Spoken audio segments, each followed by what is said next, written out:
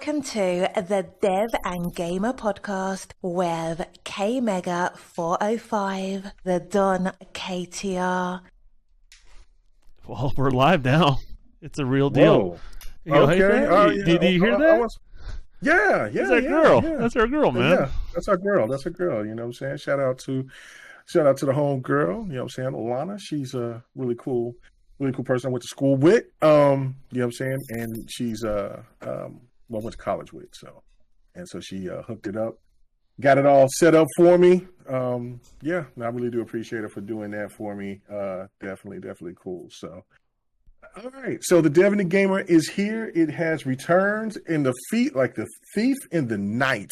And Yes. We're talking about late tonight. I wasn't even thinking that we was going to be doing it. So obviously I'm still kind of in a funk because I was over here getting ready to prep myself for some D&D. Dark Alliance, ready to go and take that until I go to bed. Play that until I go to bed, pretty much. But you know what? The show must go on. We haven't did a show in a little while, so because of Don's taking care of business, grown folk stuff. So moving.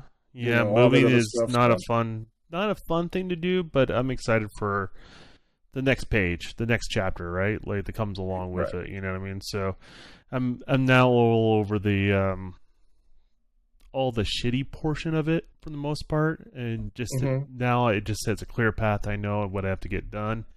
That's when I shine. When I know exactly what I need to do, I just try to execute and get it done. You're ready to go at that point. Yeah, okay, exactly. I got you. Everything becomes final tomorrow morning. Technically, this is no longer my place that I'm living in right now. So, as far as I understand, or officially won't be my place tomorrow morning. So,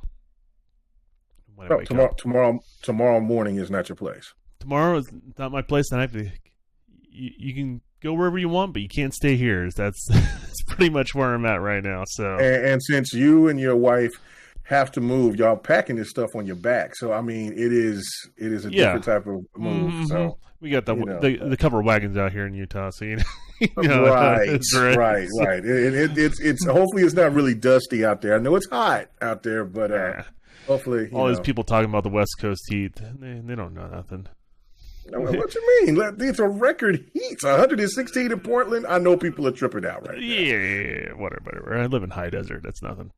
Oh man, come on, man. You in Utah? That's a whole different animal. But don't it get hot in Utah? Well, yeah, it gets hot in Utah. Like I'll be out mountain biking at 115 degrees. I don't really care. I just make sure I have plenty of water, that sort of thing, and probably should do more sunscreen than I do, but you know how that goes. And you come in here doing a show looking like a lobster, like a rock lobster, definitely. For sure. There's no doubt about it.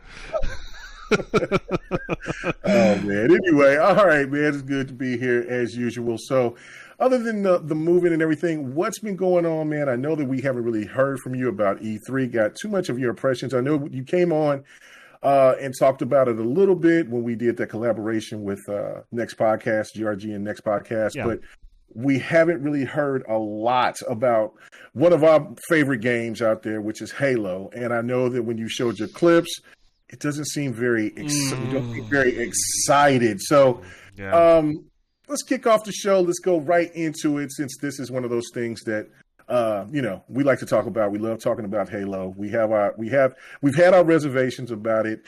I know that I have somewhat of a different outlook on it than you, but I might be surprised. Maybe some things might warm you over now. So I don't know. How do you feel about Halo? Yeah, I definitely know that you got a sunny disposition when it comes to Halo Infinite, which I appreciate, to be honest with you, even though I'm being a little bit of a grump. But well, let's give the good, bad, and ugly, right? Like all of it.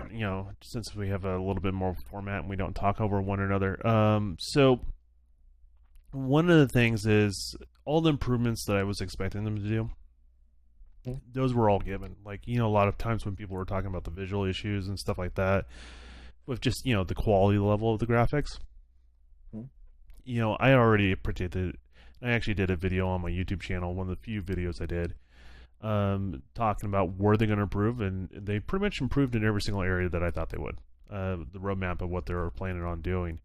So, they did a good job for within the art style they decided to do. I don't like the art style, obviously. I'm not digging it. I feel like it's too retro, a little too thrown back. And I really enjoy evolutionary type things in games where the story continues to grow and continues to become bigger and better in regards to that. And I kind of like the direction they were going before, and I just want them to evolve that. Doesn't mean they couldn't take a couple retro things, but I think they turned the clock a little too far back for me to get excited about the visual direction they're going. So when you say they turned the clock back a little bit too far, like, give us some more details into that. Like, I mean, is it the armor sets? Is it like, I mean, because I know it's the whole structure of the armor sets, right? So like, yeah, they can make a helmet look good, and I know why they did certain things, but the biggest issue that, like, you know, like the undersuits of like Halo 4 and Halo 5, like they're definitely a lot more tech. It felt like they were more like a super soldier or like actual superhero, if that makes any sense. Where, you know, now I kind of get this vision of like they're just really tall version of a dad bod shoved in some armor. Like, you know, I mean, that's the impression I get with it. You know, it's kind of like how they have the structure of the suits, all one piece from top to bottom, but they cut out the shoulder area, and they have another undersuit that's underneath that undersuit. It's kind of how they have it structured.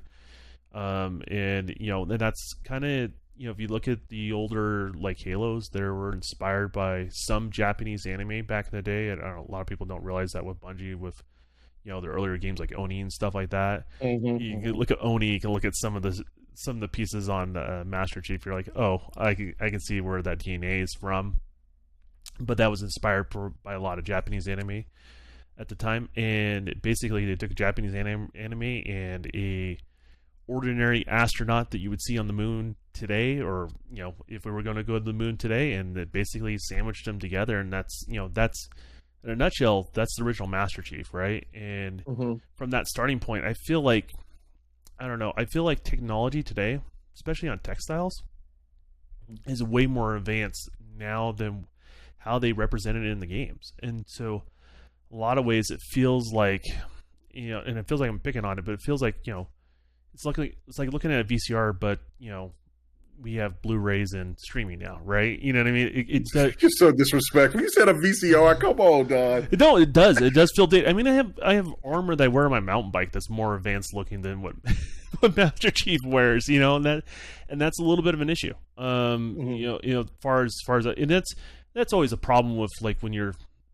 doing some sci-fi stuff. If that makes any sense, like, you know, alien stuff. Some of that stuff looks dated, right? Like if you look at some, you know, modern day aliens movies, right? But, you know, I felt like Halo was doing it right, all the way from 1, 2, 3, and 4. Like, as they evolved with not only the technology, what we can do in games, but they evolved the universe along with that. Does that make sense? And yeah, and I feel like I like 4 and 5. And to be honest with you, and I've said this before, I don't want Halo 5 over again. I just want an evolution from where 5 was. Does that make sense? Yeah, no, Yes. I totally can. I feel that, and there's something I'm going to send to you, because, like I said, I didn't know that we were going to do the show after a certain time because I just read it at I read your. Are you talking about? You talking about the lock image that someone used Substance Painter? Yeah, from a person named yeah. So you use Hardwell Designs. Yeah. So you did Substance Painter to detail up all the dirt and the grid of the character. But that's the Lock 5 armor set. That looks awesome. But what they did is like they modular, like, put pieces on top of that the armor set. But that's not what they're doing in Infinite. It's not like that. For now, because listen, you don't think that they're not going to progress the armor sets with the seasons? Because I think that's the one part that will keep people coming back because of the customization that you can do within the game with the season passes. I think they're going to do the thing where I said this too back then, is that they're going to pay a homage to the older Halo fans from Halo 1 through Reach. And then for the people who like the armor sets in Halo 4 and Halo 5, they will gradually start implementing them later. So the people that were complaining about the Halo 4 and Halo 5 armors, that they already got the pieces that they want, and the game comes out kind of like how they want it to, but then they're going to kind of adjust and keep adding more pieces for the people who do like that armor set. You don't think that they're going to do that? 'Cause I honestly think they'll do it with the structure of the model. It comes down to that, right? Like if you look at the base model that you have within the Spartans you're seeing in Halo Infinite right now, the mass is bulkier, beefier. Like it takes up more space. Does that make sense? And it has less detail in the, I would say, muscle structure of the character. Probably the best way to describe it, right? And the, so I mean, they could do that. Maybe keep the same hitboxes if they wanted. I mean, there's things you can do, but I just don't think they're going that direction at all. And even if they did, I think they're going to just take the base model and detail it up, like you know how it's kind of almost polygon, a little bumpy type textures on the 4 and 5 undersuits and stuff like that. But I don't think they're going to redo it. I mean, they have I don't know if you've seen this or not, but there's some artwork of the new Halo Infinite helmet on Halo 4, and I think it's on the Master Chief Collection. They added it to it. Oh, I did see that. Yeah, I've seen that. And that looks phenomenal. I look at that, I'm just like, that's what I wanted. You know what I mean? Mm-hmm. But you know, and even if they give me 4 or 5, and like in the style that I like, but it's still not what I wanted. I wanted evolution, more right? evolution. Yeah. So I think that it's going to happen the further the game goes along. I think that it, because the people cried so much that they wanted Halo 1 through 3's look.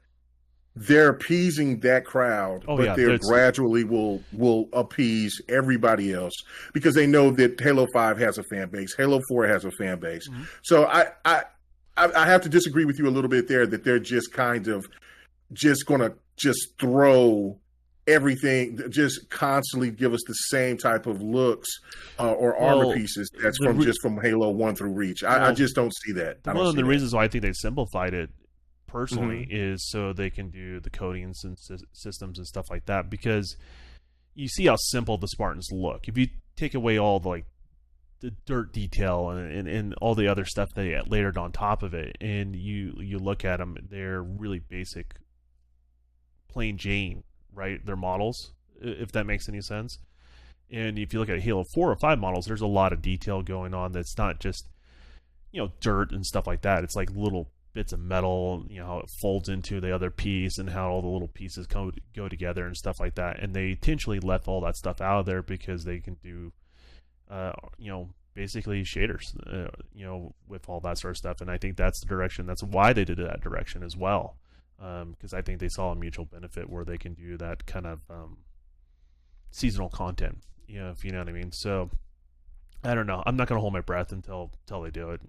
It would be foolish for me to assume they're going to do it at this point, I would say, because they're definitely catered to the older crowd. I think you and I both know that, right? So right, yeah, no, I get that. I definitely know that. I just don't. I'm just not as far deep into the it's far. I'm not taking the stance that you are that far deep. I know what they're doing with it now, but I think that if you got a game that's going to be going the length of what Destiny is going, there's going to be progression. They're not going to. Matter of fact, I've seen, and I know that there wasn't a real actual picture of the Spartan in Banished gear, but see, I can see the evolution of the game just happening, like all of a sudden, like when you get to, let's say, season 2 of Halo Infinite, and then or season 2 or season 3 of Halo Infinite, they're starting to, and this is another thing too, right here. All right. I think that the armor pieces is going to start changing the further it gets along when they're telling the stories of other characters or other Spartans going forward. For instance, let's say that the Red Team, right? I guarantee you they'll have Red Team look, even though they have that old look of the Halo 1 through 3, but I'm pretty sure that they'll have them looking evolved when they do their side stories, or when they do Team Osiris. They'll look a little bit different. They'll have armor pieces for that season.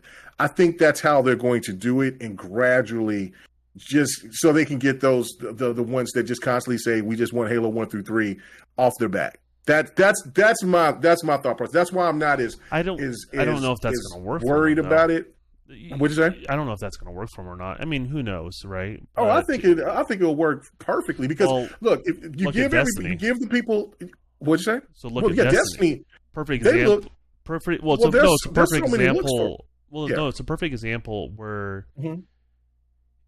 every time they do these like DLCs and that continuous content, they just piss off their user base and split them up even more, right? Like if you look at the Destiny player pool, it's been shrinking dramatically each time, which you should expect. I mean, the game's been out for a while, right? I'm not trying to pick on it, but the player base is very opinionated and they don't like a lot of their changes. And I can see that being the case with this. Like, hey, they're happy with what they launched, but you know, are you going to continue to keep those people happy if they feel like they didn't get anything on the next season? I don't know. You know, well, I mean, it's hard to manage that. I don't know. I just we got two different opinions on that. I think I started going back into playing Destiny. Their characters looked a lot different. I like the character sets that I've changed for myself. They look a lot different than other characters that I've seen from the previous seasons or whatever they do over there at Destiny. But you're always going to have people that complain about something, right? And I think if you keep doing the same thing over and over again, you'll lose your fan base quicker because the fact that you won't get new players coming in because you won't entice them by showing them anything new. If you just keep showing the same armor pieces, the same things over and over again within Halo from 1 through 3's look, it's going to be a lot of people that's going to back out of it. I mean, just look at Gears. I'm already look checked how out. The character sets, his Gears look so much different and things like that. I don't know. I know that you've always had this stance on it, and I was with you for the majority of the ride. But I don't know, man. I mean, the way that the player models look, they're big, they're bulkier. I think that's because just graphically they want them to look more menacing, or not. I shouldn't say menacing, but more just beefy. And I just because of the graphics of that's engine, the part. That's the part they took away from like 4 or 5. Like the scale of the Spartans are supposed to look and feel beefier. And that's the area that they did take, because they took inspiration from each one of them, right? Yeah, but you don't think the Spartans doesn't look bigger or more powerful? No, they look clunkier. That's the impression I get. They just look clunkier, in regards to that. So, I mean, I don't see them changing it. To be perfectly honest with you, I'm thinking they're going to evolve more on the shader side of things, and then they'll put some different attachments on it, and we'll see where they go from there. In regards to that, I mean, to be honest with you, I think we're going to eventually see Locke, and I don't think Locke's going to look nearly as good as he did in Halo 5. You know what I mean? Like, well, because his style does not fit in what they're doing at all. No, it doesn't. So that tells me that either that there will, which I will be highly pissed, but that they'll kill him off.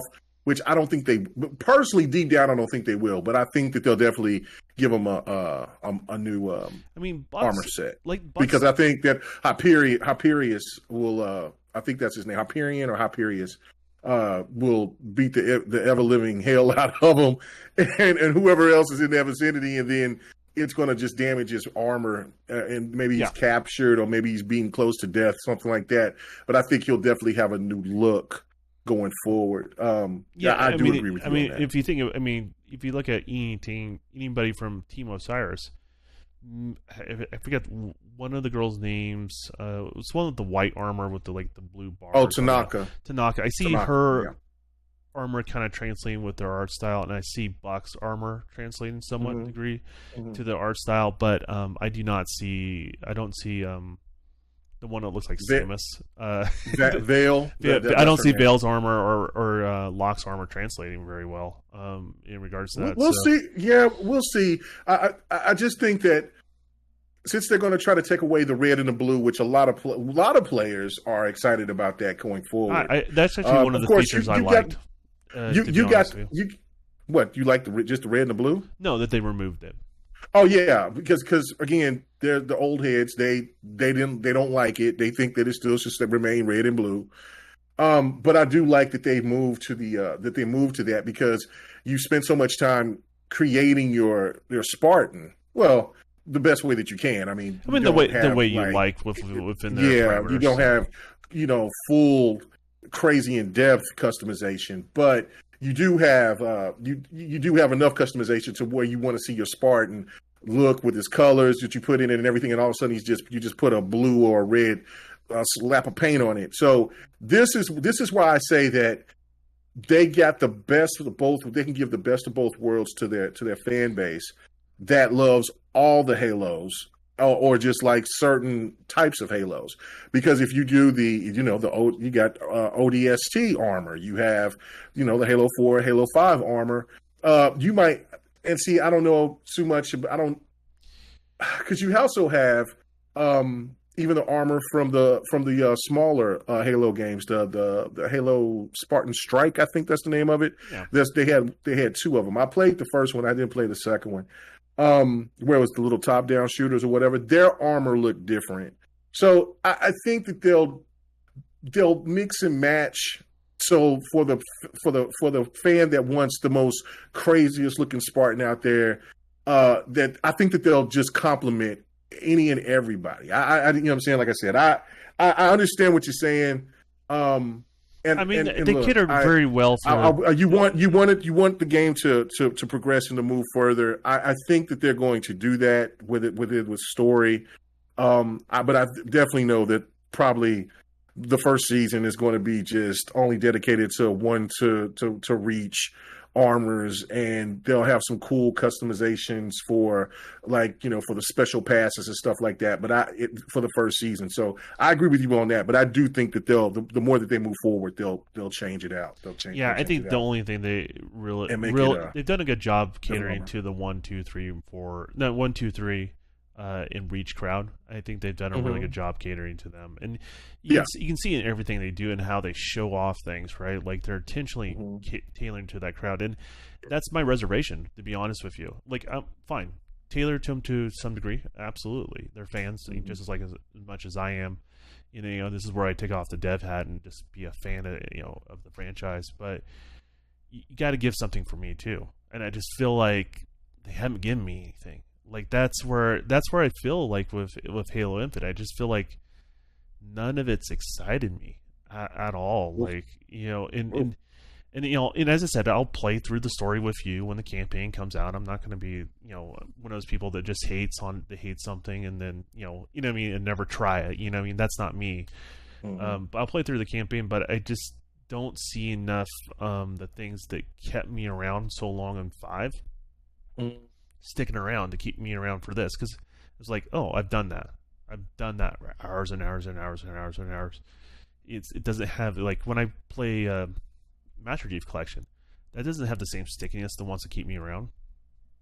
No, not for me. Yeah, no. I once we did the little tournament, we played, and just to go back for nostalgia purposes, to have those feelings of playing Halo 1 through 3. And 4, no, those are great. I mean, for that, they were fun to go back. They were fun to go back, right? Fun to go back to, but to live there again, no. I do not want to walk anymore. I don't want to do no power walking. I don't want to do. I want to run. I want to clamber. I want to do all that. I mean, even Halo 4, like it only had so much to keep me around, right? And that was the most modern one in the collection. And that's kind of the impression I get from this is like. They took a lot of elements from Reach, a lot of elements from 4, and sandwiched them together. And that's why I feel like what Halo Infinite, what they showed so far is, in regards to that. And I'm like, they have a lot of stuff for other people, but not me as a fan as a franchise. So, okay.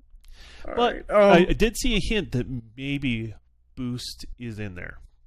So if that's in there, that changes a lot for me, to be honest with you. So. Okay, so what give you that? What did you see? I can show you the clip. If it's the same thing. Okay, yeah, show us the clip. Well, I don't have it right now, but I can show you the clip later. Okay. There was a section where it looks like he grabs his fist and he starts lunging forward, and then like he canceled out of it, sort of thing. It's like the same sort of crap they showed earlier when they did the multiplayer stuff. Running. They were like, "Oh wait, no, stop running! Don't do that." You know what I mean? Don't do that. Yeah, so I saw a little bit of that, but maybe I'm projecting what I want to be in there. So we'll see. So right. No, I thought there was a scene where it looked like this Spartan, when they were showing the multiplayer, that he was sliding to the left, but he was crouched. So I don't know if that's like if they have some kind of weird run crouch or run slide, like they do in Halo 5 or whatever. My theory is I don't know, but that was definitely a weird, because he was squatted down and he was looked like he had some kind of boost or something, or he was sliding to the left. So I thought that was really interesting. So there might be that's not the spot. So much of a, that's not the spot I was talking about. So we'll compare our notes, okay. but we'll see. I mean, I think what we're gonna hit. I mean, if we're gonna have it, I don't think it's gonna be boost It's not like a jetpack activated type.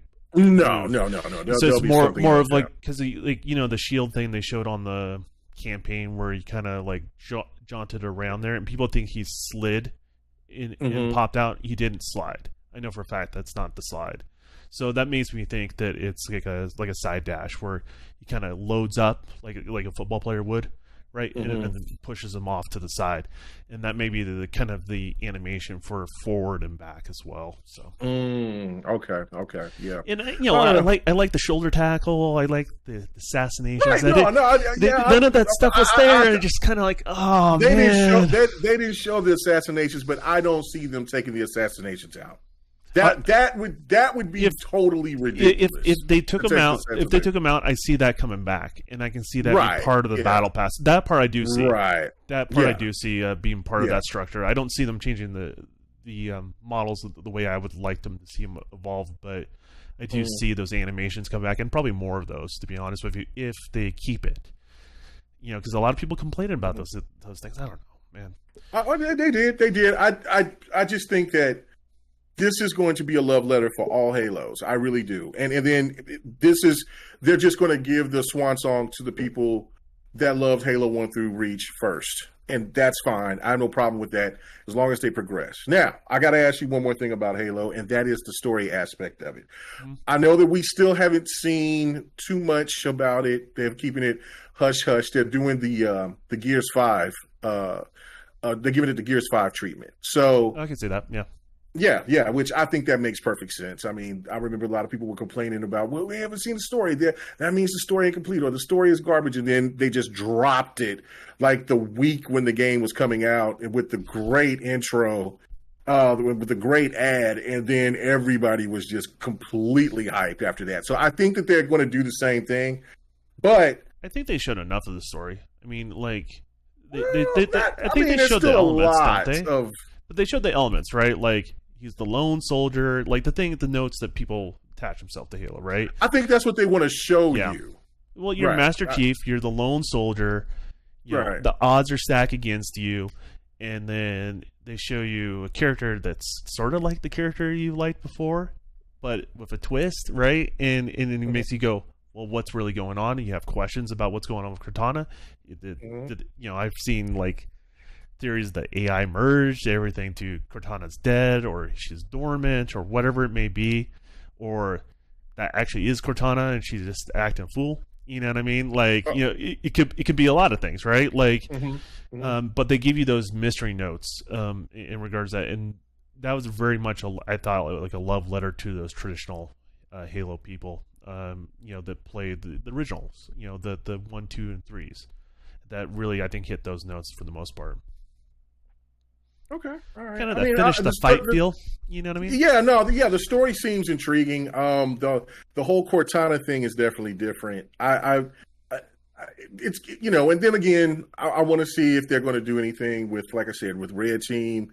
I think they want to give people the impression that this game, and I think they might do that for the maybe first couple of hours within the game, probably, because if it's supposed to be anywhere from 20 to 25 hours campaign. Is that what they're saying? Then I could see anywhere from the first 5 hours or so that the game is going to be strictly just Chief by himself going through whatever, and then gradually he runs into others out there that's there. Well, don't you think that's the mission structure though? I mean, that's like the impression I get is like, eventually, like whatever. Say you and I play co-op together, right? And say it's 2-player co-op. I don't know if it's 4 or whatever, but let's say it's 2 for starters, right? So we go in there, play 2 co-op. We're most likely going to both be chief to start off with, right? And as you unlock the areas, almost kind of like a Mega Man style, where you're locking the little areas of the island floating in space, sort of thing. Yeah, you explore those, and then when you conquer whatever those areas are, then you run across another Spartan, right? That's stranded. And they become part of your crew. And that's the impression I get from it. And then that becomes the other player that you play. Yeah. That tend to make sense. I don't know. I'm intrigued by it. I mean, the little snippets that they show, but they definitely are trying to appease people like, this is it. This is all Chief, nothing else. Yeah. And it could be like that for this particular game set. It could be. Yeah, it could be. But I definitely see that they're going to advance the universe, and this I do feel is the last moments of Chief. This will be the last Chief, the official Chief game, in my opinion. I really do. I think. Well, I mean, if you're going to have it as a 10-year, do it for that like you do with Destiny. Keep it like you got a goal for 10 years.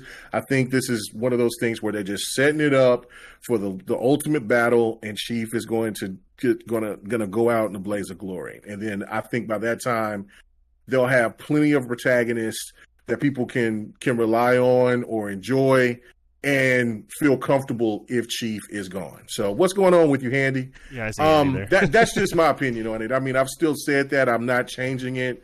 No, I mean, you have to be optimistic, and I'm not here to here's the thing. Well, like, no, I know. Just because I'm negative about something, I'm not going to try to talk someone out of a game. That's like, that's asinine to me. Like, if you're a gamer, you're excited about a game, share it. Right.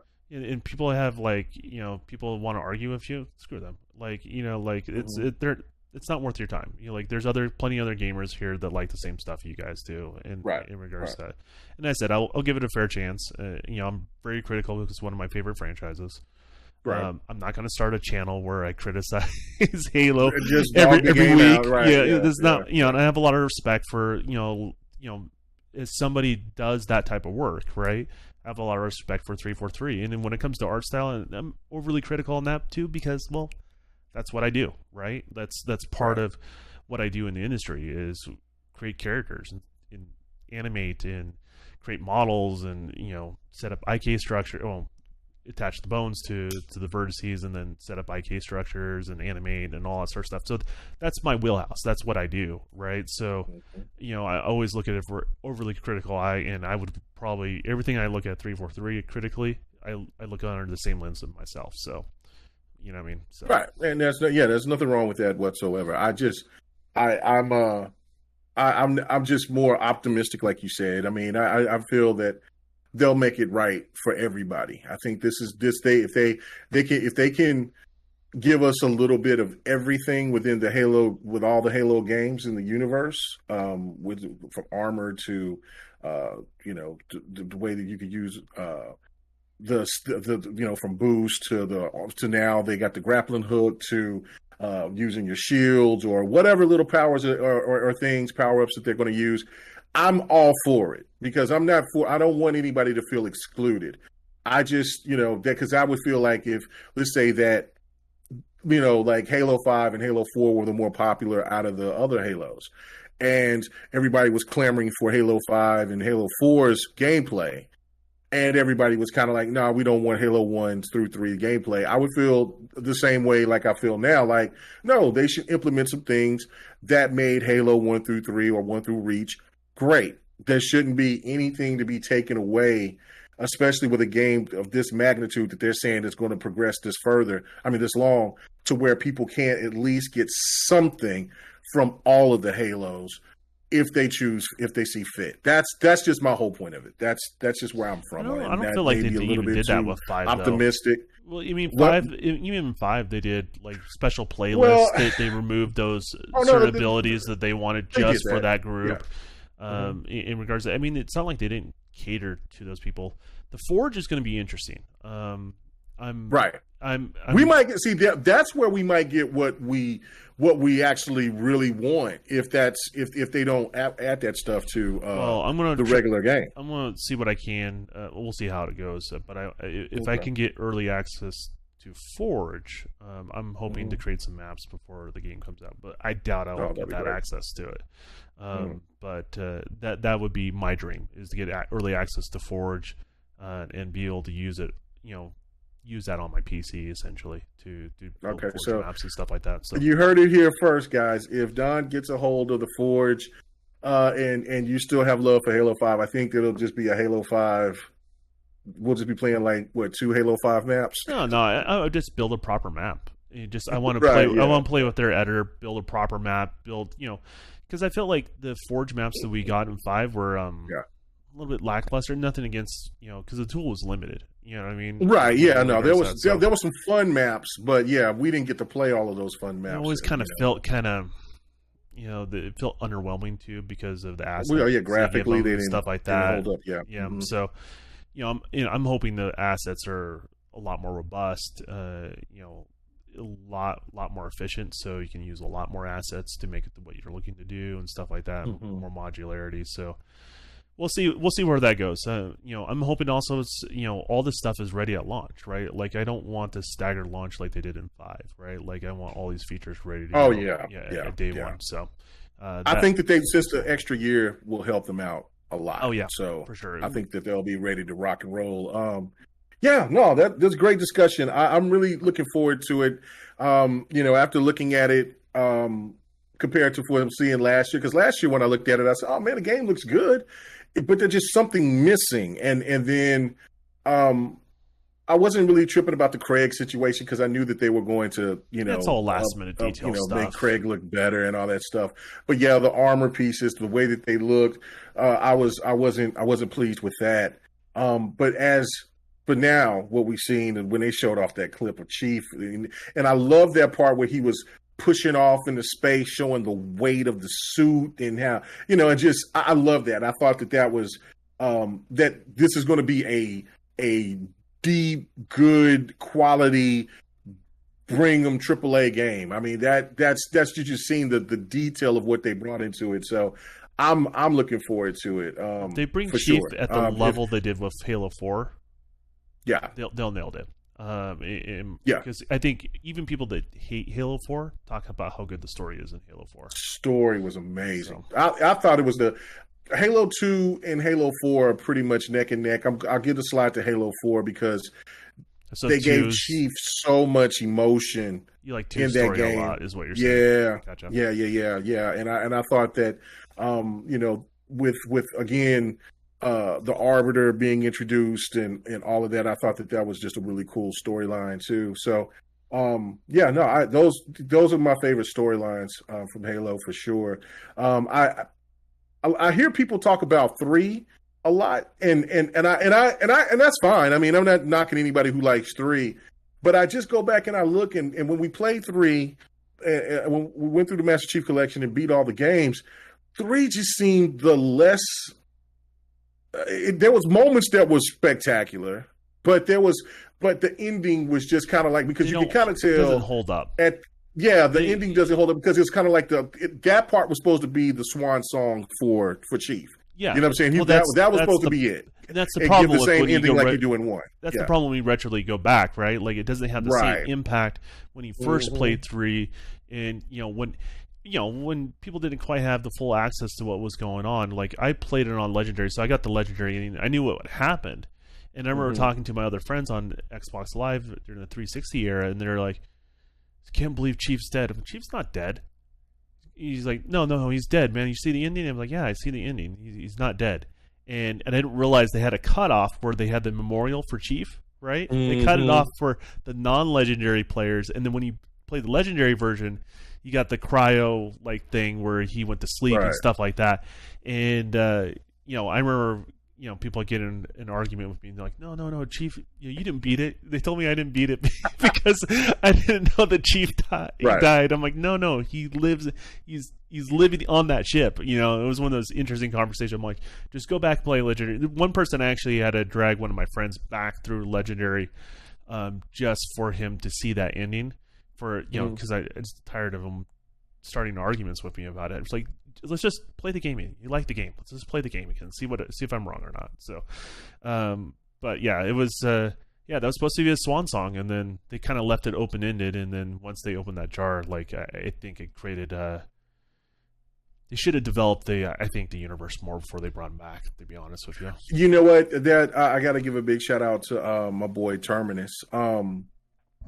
He brought this up. I can't steal this because it was so good, though. I want to steal it, but I can't. So I got to give it to him.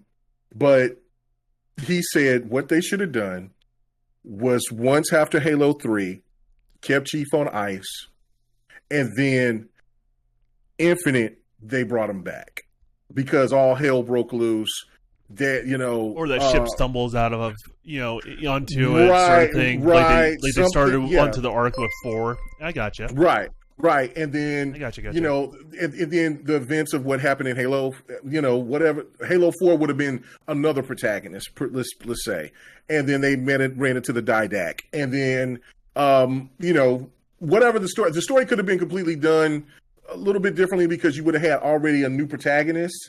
And then if Halo 5 would have been Halo 5, maybe would have had a better storyline to give a better background for Team Osiris, things like that. But then just imagine if Halo Infinite, you go and you see right there, the dude, the no guy, was waking up, and then you see Master Chief. Everyone likes to make fun of him for doing that. Yeah, like that. Yeah, because I don't know. There's people that knows his name. I don't know his name. I think it's easy. It's easy to say, "Hey, I can come up with a better thing retrospectively," but because you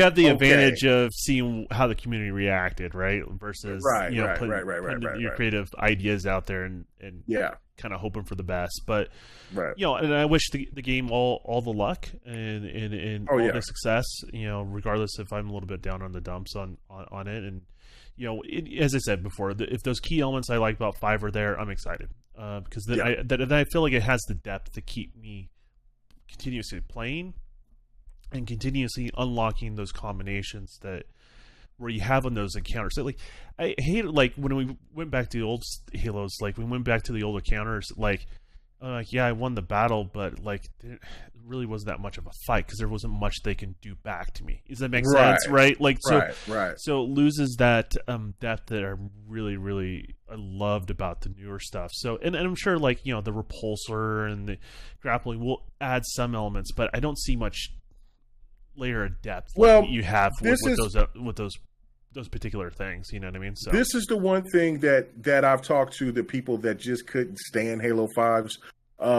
just Halo 5 period is that it was too league heavy. It was too associated with Halo leagues. It was too terminate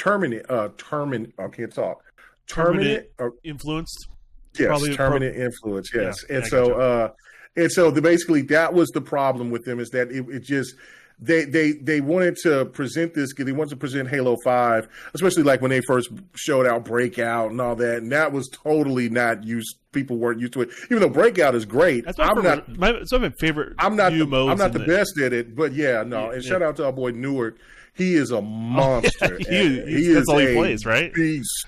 Yeah, that's all he played was Breakout. So and to me, that's what I liked about Halo 5's multiplayer over all the rest of them, is because they had so much variety within it. And yes, I get it that if you got to hit like 3 or 4 different things in order if you want to win the battle, instead of just shoot somebody down with a pistol or with the assault rifle or snipe them. But that's what I loved about that, was that I had the option, if I'm going against a player that's better than me, that I could turn it around on them some kind of way if I could use a skill that I know that I could maneuver on them better than they could. Or if they beat you. If they were a better shooter. Or if they beat you have that kind of like, well, you got me. Like you kind of just like, okay, I can learn, I can do more. Right. It wasn't feeling like, hey, I'm up against a wall and that's all I can do. Someone gets a snipe shot and it just doesn't have that layer of depth. Teo, thanks for the follow. I appreciate it. If you're new to this, we try to do Devin Gamer every other Tuesday, but we'll see how this new schedule goes, we'll probably do it. It's not my fault either, if you just want to know. No, it's not KMEGA's fault. I'll take all the blame on that one. Take the blame, sucker. No, I mean the man's busy. He's doing real life things, man. So no, it's all good. So, but no, that's just my last point. I have faith in it. I hope, and I'm going to drag you in there, kicking and screaming. Yeah, kicking and screaming. I know it's going to happen, and I think we're going to have a good time, man. I think we're going to have at least we're going to go through the story. We're going to play it. We're going to play it on Legendary. We're going to kick some ass. I look forward to at least doing the story and seeing the story evolve. Yeah, and that we're going to have a great time. In regards to that, and people love it when we game together. So you guys will be able to see it. I'm sure on launch. Actually, you know what? I have all the flexibility in the world going forward, so yes, we will be playing that on launch if you're open. So, yes, no doubt. And then also, we got to get to Sea of Thieves. I know, I'm a stickler about playing Sea of Thieves with just two people, full crew. So crew. Yeah, I need a crew. I need a crew to be. So, hopefully. I don't know what you're gonna. I don't know. This weekend, I think I might be good. My new super fast internet will be up. Hopefully on Thursday. We'll see. Fingers crossed. Okay. If not, then if not this Saturday, but definitely next Saturday for sure, or earlier in the week, maybe Tuesday or whatever. Then we could go ahead and we can get down and play some. Did you see the speeds I sent you? They said they're going to give me on my service. Yeah, you told me that. That's ridiculous. Yeah, I want to see if they're bullshit or not, but I'm excited about that. That's awesome. That's nuts. Yeah, that's on another level. So yeah, okay. Yeah. So you'll be hosting. That'll be cool. Uploading YouTube videos will not be a challenge anymore. I'll tell you that. It'll go quick. So. It'll definitely be awesome. Okay, so all right, we talked about a Halo enough. There was a good warm up. We'll talk about so let's get to it. Let's talk about some Sony news right here. I mean, we're going to get the good and the bad. Let's go with the good first. And that is Sony has just acquired. Well, okay, so this is how this came out earlier today. Was that hold on? Let me check the time. It's midnight, so today is really actually Wednesday. But okay, yesterday, my time. So. Basically, what happened was that something got leaked out where Sony was showing a picture of all of their game lineups, and then they had the PlayStation Studios and said, "Welcome, House Marquee." And so, basically, if you don't know what is it one of those sort of things where they show a slide at a Yeah. They're the ones that make Returnal. They also make Ex Machina. Handy. We can't let you eat raw chicken on Sea of Thieves, man. Oh man, we got to stop that bad habit. Man, yeah, man, you gonna have to, man. And you get down in the boat, man. We start sinking. You don't be patching quick enough.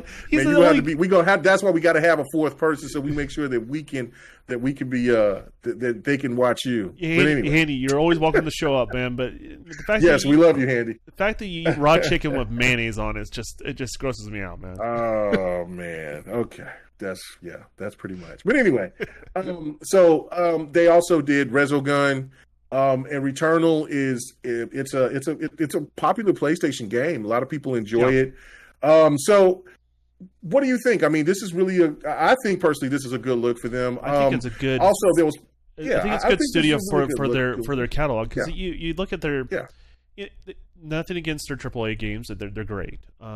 Great story-based games and that sort of thing. But if you look at their portfolio and you're just genuinely honest where they have some gaps in their portfolio, it would be smaller indie-ish type. I would say indie, but smaller budget titles, right?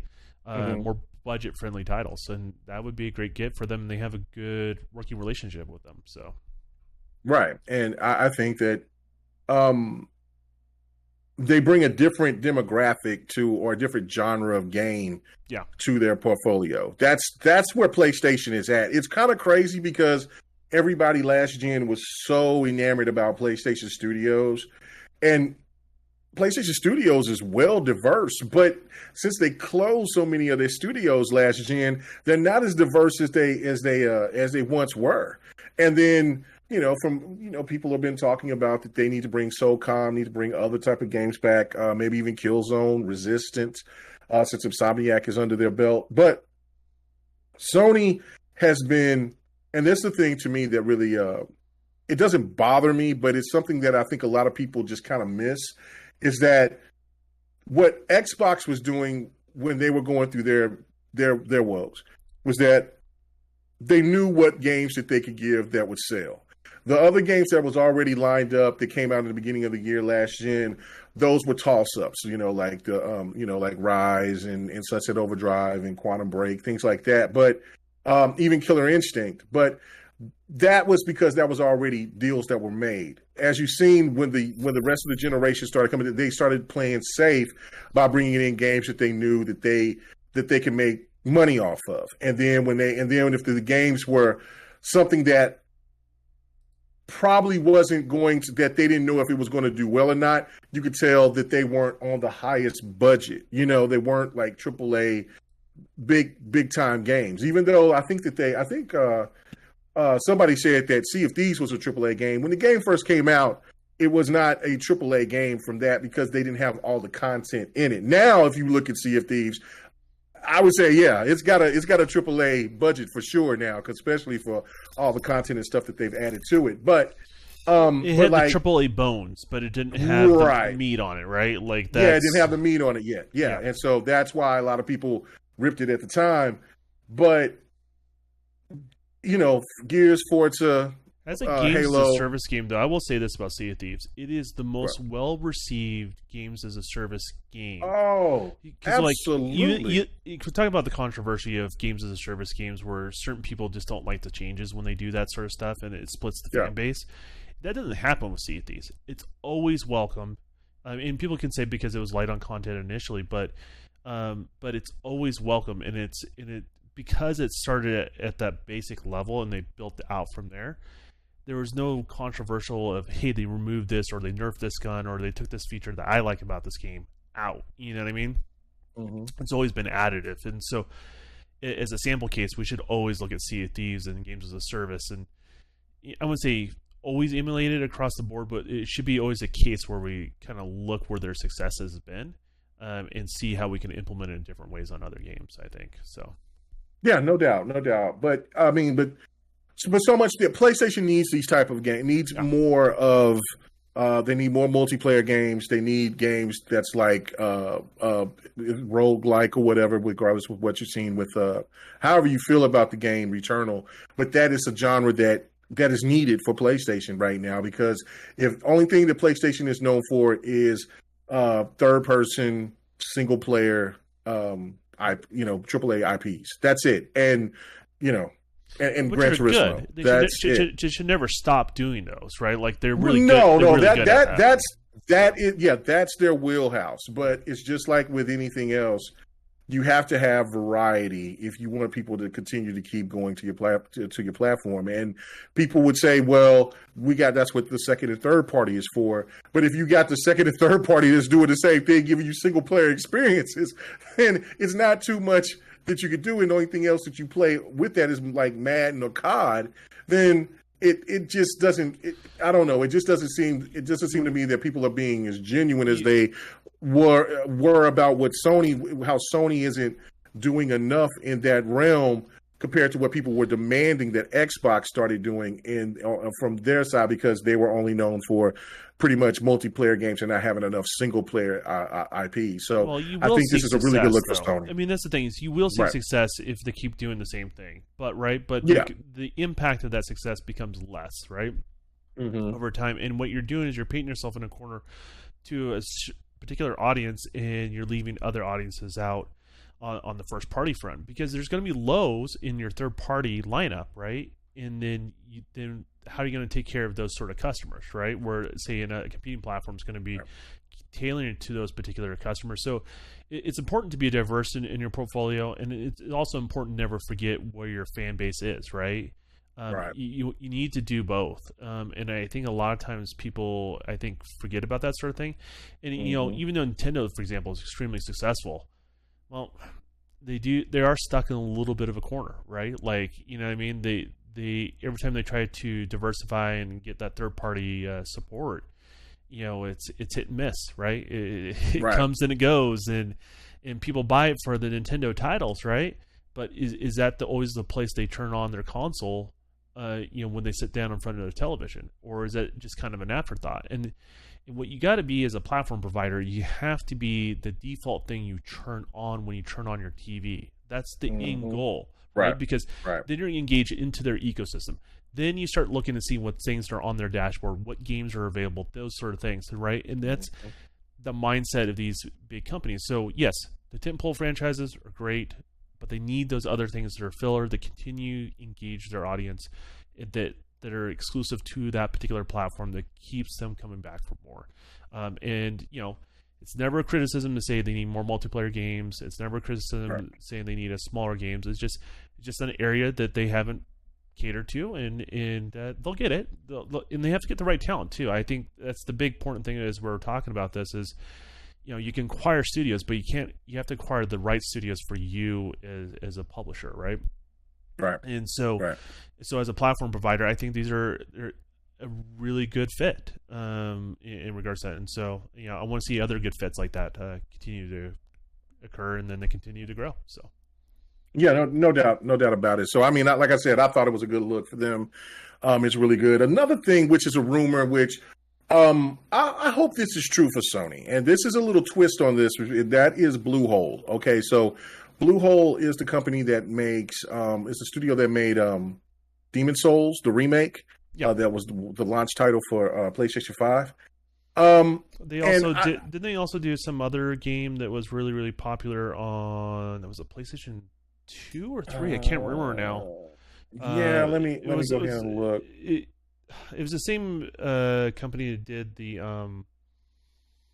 that weird ferret-looking thing, but it was their previous game prior to that. Are you talking about? No, I thought that. Talking about you said the ferret thing. That was oh man, come on. Okay, that was the successor of Inko. Yeah. Shadow Colossus. The last Guardian. The last Guardian. But Shadow Colossus was it, right? Shadow of the Colossus was the second after Inko, and then after that was the Last Guardian. Well, Shadow Colossus got redone by Bluehole, I thought. Right, that could have been the one. Yeah, it was done on the PlayStation 4, right? If I remember correctly. Yeah. I think that is. I think you're right. Bluehole did a phenomenal, bang-up job on it, to be honest with you. Look great. Look great, yes. So, but no, the reason why I'm asking that, and I'm starting to look for their games or whatever, because I put games lists and they're showing me like PUBG. Maybe they did some work on PUBG or something like that. I have no idea. They got a contract out for some stuff. So. But yeah, I'm trying to look for more games. But anyway, while I'm looking for that, I think that is the next important acquirement for Sony. On top of the fact, and I didn't even hit you with this one because this is a rumor that's been going on. I've seen Dealer and some other people bring that up about that Sony could be trying to acquire ArcWorks. I don't know why I can't say their full name because there's something else in the beside that, but ArtWorks, the people who make Guilty Gear, and then they did the work on Dragon Ball Z Fighters, and talking about that a little bit, yeah. Right? Okay, so Bluehole, which I think is really important, because Sony is not really to me, they're just not in the business of doing backwards compatibility like Microsoft is doing. Microsoft is basically is taking a page from PC and doing it and doing Xbox like PC pretty much, except they're just adding enhancements to the games for the Series S and the X pretty much, and for people who still has a Xbox One X. But with PlayStation, I feel that they are not trying to go that route, and they rather do remasters. And Bluehole is really good at doing those type of games. I was over here having a discussion with a PlayStation person today, which I know that's to some that might be kind of odd, but they were asking me what games I would like to see from Bluehole if Sony acquires them, and I said right off the bat, Legend of Legaia. And if not, like just to throw two hats in the ring. If not Legend of Legaia, which that was one of my favorite PlayStation games, you also have Legend of Lagoon, which there's a lot of people that's saying that would be the next remake for them. Probably, I would say Dark Cloud. That is a really good JRPG. if they could do that, and I do feel I think that was a Sony title. I don't know. It was Dark Cloud. I thought was also on. We're hearing the name. I don't remember. But Dark Cloud. It was great game. I just know that I played it on PlayStation. So but you look at them as a studio that would just remaster exclusive content that Sony published, right? Right. That those games could not come back as backwards compatible because those games wouldn't look that great. And then another game that I thought about was Mark of the Kree, which that would get me to buy a PlayStation 5 as soon as possible. Because Mark of the Kree was one of my favorite games. The way I would look at it is if they have a back catalog of games that they publish, and then keyword is published, because there's a lot of exclusive content on the PlayStation 2 and 1 that weren't published by Sony, right? So they don't own the rights to those titles. So most likely we wouldn't see them if they were acquired like a Blue Hole, and that was their plan. You probably wouldn't see something like that, but you would see anything. I would say anything from the PlayStation 3 and before, right? Remaster would be great because those are the games that didn't age well as you go forward, right? Like it is, like the 360 generation kind of passes, but anything prior to that doesn't look the greatest. You know what I mean? It just doesn't age well because of the limitations of the hardware at the time. So, I mean, it'd be a good way to continue their back catalog of their beloved franchises. In regards to that, I don't know if they'll get the return on investment on something like that, but they would get goodwill with their the diehard fan base, and maybe they can use that as filler between their other newer, bigger titles, right? So I don't know. It'd be interesting to see if that actually becomes a real thing or not. Right. In regards to that. And Blue Hole, here's the other thing is Blue Hole is pretty talented. I think. Yeah. I'd be curious if what they would do if they didn't have to do someone else's game. You know what I mean? Like, I'd be curious. I agree. Because that's only if. And here's the thing, and it doesn't matter if Sony required them and they did that or not, right? But they're obviously talented, but I think they feel comfortable doing these remakes, or maybe that's just really easy pitches for them. I'm not quite sure what's going on there and why they continue to go down that path, because they obviously, I think, can do more. So it'll be interesting to see where they go in the future. They're definitely a studio to keep an eye out on, regardless of what happens. Yeah. So, hold on, and I might be saying the whole studio name wrong. But Blue Hole, okay, because he keeps showing me Blue Hole is what it is. Yeah, you're correct. Was it Blue Hole? Okay, yeah. Hold on, let me see. I think it's like a little blue square box or something like that. Yeah, but also showing me PUBG. So yeah, they did some contract work. They're known for doing contract work. Okay. Right. So when they do these remasters, it's contract work, right, to redo this game, or sometimes they get contracted out to work. Say somebody else owns a game, and they're doing who knows what for that game, right? So that happens a lot with smaller studios like that. Like Saber Interactive is a good example of a studio where they constantly get contracted to do other stuff. Does that make sense? Even though they didn't make the whole game. No, so. It's Blue Point. It's Blue Point. Blue Point. Sorry.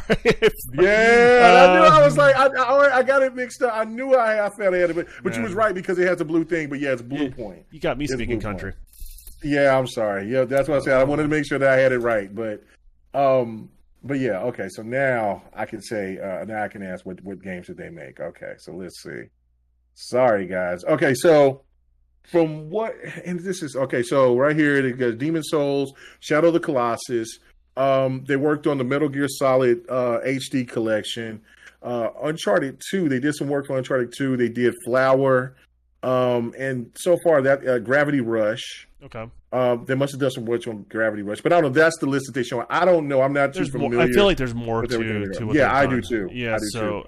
I thought they did that Shadow Colossus remake. Personally, if that's not on there, then I don't know. So I apologize, guys, because Blue Hole, Blue Point, Blue everything. Because I know when I was saying Blue Hole last time, somebody was correcting me and was saying that's not the right name. And I was like, Blue Man Band is that what you were saying earlier? Yeah. So somebody was already talking about. But also, let me go ahead and look and see who made Dark Cloud. That was a really good. If you've not played Dark Cloud, I think that might be the generation where I didn't have a PlayStation, because I was What generation was that? PlayStation 1 or 2? PlayStation 2. 2. Yeah, I think so. Yeah. I think PlayStation 1 and 2. Because they had a sequel. I didn't beat the sequel, but I beat the first game. I was still holding out hope that Nintendo would come back at that point, but they just didn't. Okay. So. No. It was on both. Both of them was on PlayStation. PlayStation 2, 1 and 2, but I didn't beat 2, but I beat 1. And so I'm looking right here. Yeah, this is a Sony interactive game. I thought so. Oh, cool. Okay, good deal. All right, so yeah, Dark Cloud would be great. It'd be a great get for that. So. Great game to come back to. Also, Legend of Lagoon, Legend of Legaia, and then Mark of the Cree. Any one of those titles, if Blue Point, ladies and gentlemen, that would be that would be fantastic right there. So, all right, sorry, Blue Hole. I knew when it kept saying PUBG, I'm like, nah, this can't be right. This can't be right because then the wheels will be turning, and I'm like, okay, maybe they'll be working on a multiplayer title. So, but never mind. All right, but no, never mind. Let that slide. Let that slide. Let that go. All right, let's get the hell away from that topic as quickly as possible. All right, so I want to talk about something. Okay, so I've been touting Scarlet Nexus. I think it's a great game. It's not super overwhelmingly fantastic. It's not a trendsetter type of. Well, I shouldn't say it. I think it's got a trend-setting type of style to it, but I think it's not one of those games that should be considered a AAA banger or a 10 out of 10. But I think it's a good, solid hack and slash title, and the story isn't really bad. It's kind of out there, but the story really isn't bad so far from what I played. I've been there for about a good. Stories. So, if you have a hard time getting into Japanese stories, like myself these days, you would probably struggle with that. But if you can get past that, the mechanics are great in regards to the game. So I think it's definitely it's not in Game Pass, is it? No. I think eventually it's going to come to Game Pass, but I made a bet that it was going to come to Game Pass day one, and I was wrong, and so I said I would buy somebody a copy, and so I did. So that was like $100 and some bucks that came out. I mean, if it ever comes to Game Pass, it's pretty mandatory. At least try a couple levels, like at least try it and see what you think about it, sort of thing. But I like all sorts of different games, so it was fun. The demo I got a chance to play, and as time opens up, I'm probably going to add it to the bucket list and do it myself. If you know what I mean. So. Yeah, no, that would be great. But this is not the reason why I want to talk about Scarlet Nexus. I think that the game is really good. I think people, if they're into hack and slash, things like that, I would say definitely try it out because it is very cool. It's got a unique style to it. But they got themselves in the studio who's made it from Banco Namco. They have got themselves in a little hot water because they have got on the same wavelength as what the developers from Days Gone has said. And they basically came out and said, look, buy our game at $60 $60 or 70. I think it's just $60. I don't know if it's 70 on PlayStation. I have full no price, idea. Right? But full price. Yeah. Buy the game at full price. Don't buy it. Don't buy it in the bargain bin. Don't wait to buy it. And then you can solidify this game pretty much getting a sequel if you buy this game at full price. This is the studio that spoke out and said it, not the publisher. Yeah, it was the studio. It was somebody it was a dev from the studio. from the studio that said this. And who's the publisher's Namco Bandai, right? You said Namco Bandai, right? Yes. So there wasn't the publisher that said this. No. It's very important to point this out. I know it sounds kind of like who cares sort of thing. But it does matter because you as a studio, you answer to your publisher when you produce a product. And when you say things, you represent the publisher, even though you made the game. So that's why I want to obviously point that stuff out. So yeah, and so pretty much. So they're in hot water for it? Well, they've gotten some pushback from fans. And for some other people, how I stumbled across it was I was watching a video and somebody brought it up, and then I look and once you click on one thing, then you see more of it being passed around. See, I was just more of was just playing the game, enjoying it, telling people, go check it out, whatever. But for me, I look at it like this.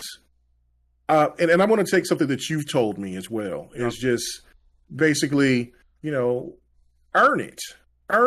Show me enough of the game to where I feel that I need to buy this game day one or within that month to buy it at full price. Yep. And and listen, if other people are buying other games that they feel that it's more important for them for whatever reason, let's say Ratchet & Clank came out not too long ago, so they probably have already spent their money and paid $70 for Ratchet & Clank, and they're looking to want to get this game, but they're invested in Ratchet & Clank right now, and they'll probably wait until the game comes a little bit later, and if it goes on sale and it's like $40, then I would look at it from a standpoint for me personally as, well, thank you for even considering my product to buy. Yes. But to have this notion to look at it as though developers are charity cases is kind of you're out of touch. Look, I love Scarlet Nexus. I think it's a great game, but I do not support anybody that tells me that I should buy something day one. That's just like me, for instance, telling you, well, I need you to be to watch, GRG podcast Friday night and give me on time and give me a super chat. Yeah, live. I need you to do that in order for you to keep going. Was that streamer that was guilting people into paying for anything? By the way, I always appreciate when people do that, but it's not expected of people, when they come in here or come on KMEGA's YouTube channel. But I agree. I think I think the relationship. You have to keep the relationship of publisher in perspective. You have to keep the relationship of developer in perspective, and your consumer, the gamer, right? And potential gamer, right? Like even somebody that maybe not plays game on a regular basis, but you want to get them to give your game a try, right? And you have to earn that dollar. You have to scrounge for that in regards to that, and you have to put out a good product. And sometimes, guess what? That good product may not find its audience. It happens. But you're the publisher. I mean, you're the developer. You probably pitched it to the publisher, I'm assuming. In most cases, that's usually how it works. If you feel that confident about your product, double down and go for it. That's the risk you have to take as a developer in regards to that. About the ins and outs of me and what I'm doing, behind the scenes, and I'm taking the risk. I'm risking it all. I am risking it all. And guess what? I have to live with that consequence. That's, and someone's going to record this and play this back at me later, right? But I do have to live with the consequences of that, right? And so, like, that sort of relationship, you should never cross that line, with gamers. You should never guilt them into that sort of stuff. And I take real issues with studios that guilt gamers into anything, right? Like guilt them into, what was that service that everyone would put their game up and then people would just donate to get a game made? What is that called again? I forgot. What? Yeah, it's late. You know what I'm talking about, right? But people, when I post this here tomorrow or later on during the week, there's going to be a lot of people corrected in the chat. Comment section. I mean, we both got a lot of that on our mind right now. But right. The blue point thing is going to get us ripped. But that's okay. Yeah, I'm gonna have to dub over that. It's gonna have really bad dubs over it. But somehow your voice is gonna sound like my voice. Don't question it. But I mean, I just think guilting gamers into donating to get your game to be built, or guilting gamers to buy stuff at full price, that sort of thing. I just can't subscribe to that. And I know my thing is, whatever price makes sense for you as a gamer, right? Like I can't pretend what your wallet and your situation is, right? all I can ask is as a creator is like, hey, consider me, and whenever you think the price is fair, we'll see, and then go forward from there, right? And I think that's treating the developer with respect and treating the gamer with respect, and sometimes they're kids, sometimes they're adults. Kickstarter, that's what it's called. Kickstarter, yeah, exactly. Kickstarter. Yeah.